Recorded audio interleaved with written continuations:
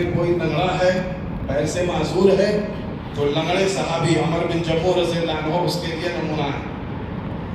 اگر دنیا میں کوئی مالدار ہے تو عبد الرحمن بن عوف رضی اللہ عنہ اور عثمان غنی رضی اللہ عنہ مالدار صحابی، مالداروں کے لیے نمونہ ہے۔ دیکھو مال کہاں لگایا، مال کا مصرف بتایا۔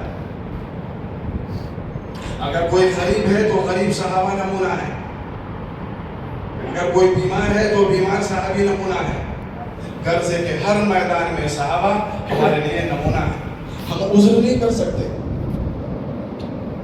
صحابہ کے جذبات کو دیکھیں اور صحابہ کی فکروں کو دیکھیں، صحابہ کی سوچ کو دیکھیں اور صحابہ رضوان اللہ تعالیٰ علیہ مجمعین کی زندگیوں کو دیکھیں۔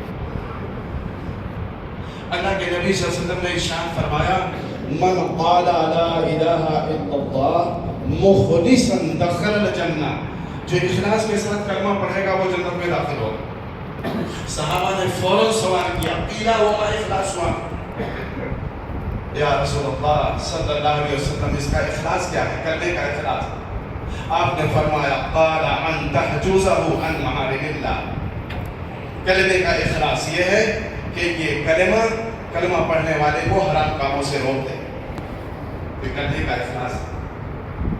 اگر یہ بات کہی جائے کہ ابھی ہم لوگوں نے کلمے کے اخلاص کو نہیں سیکھا ہے تو شاید یہ بات بیجا نہیں ہوگی۔ کلمے کا اخلاص یہ ہے کہ یہ کلمہ حرام جو ہے حرام سے روک دے، اور اگر حرام سے ہم اور آپ نہیں روک پا رہے ہیں تو یہ بات کہی جا سکتی ہے ابھی کلمے کا اخلاص ہمارے اندر نہیں آیا۔ نماز کی کیا خاصیت ہے؟ ان الصلاۃ تنہی عن الفحشاء والمنکر، بے شک نماز فحش منکر سے روک دیتی ہے۔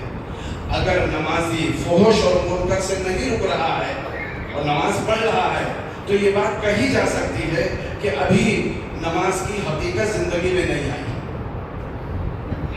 نمازی اپنے نماز پہ مطمئن نہ ہو، بے فکر نہ ہو، ہم نے نماز پڑھ لی، ہاں پڑھ لی، فرض ثابت ہو گیا، لیکن جو نماز سے چاہا جا رہا ہے وہ ابھی ہماری زندگی میں بات پیدا نہیں ہوئی۔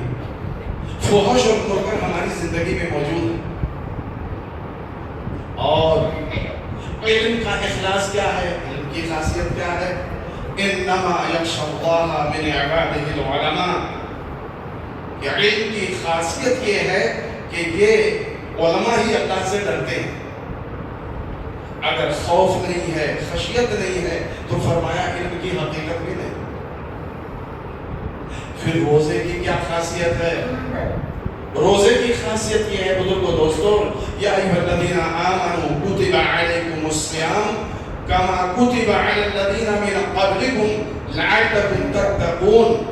روزے کی خاصیت یہ ہے تاکہ تمہارے اندر تقوی پیدا ہو جائے، اللہ کا خوف پیدا ہو جائے۔